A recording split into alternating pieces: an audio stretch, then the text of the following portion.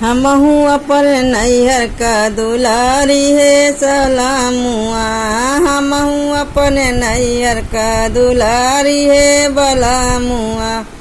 सासू हमारी हमसे गोड़ दबवा में हो हाथ दबवा में। हमहू अपने मम्मी का दुलारी है बलामुआ। हमहू अपने मम्मी का दुलारी है बलामुआ। हमहू अपने नैहर का दुलारी है सजानवा।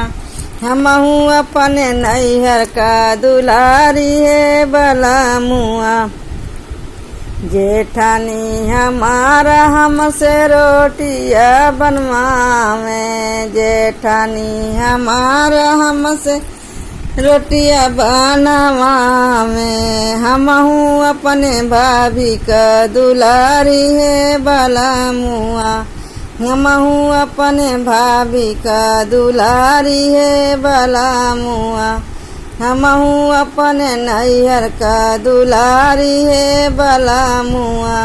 हमहू अपने नैहर का दुलारी है बलामुआ।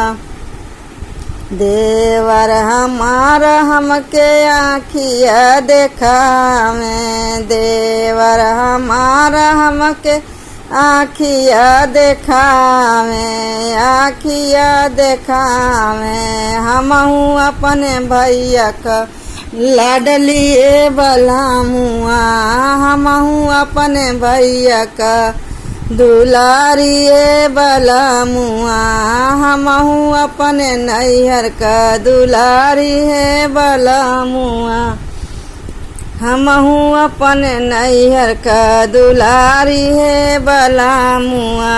ननद हमारे हमके बोलिया बोले।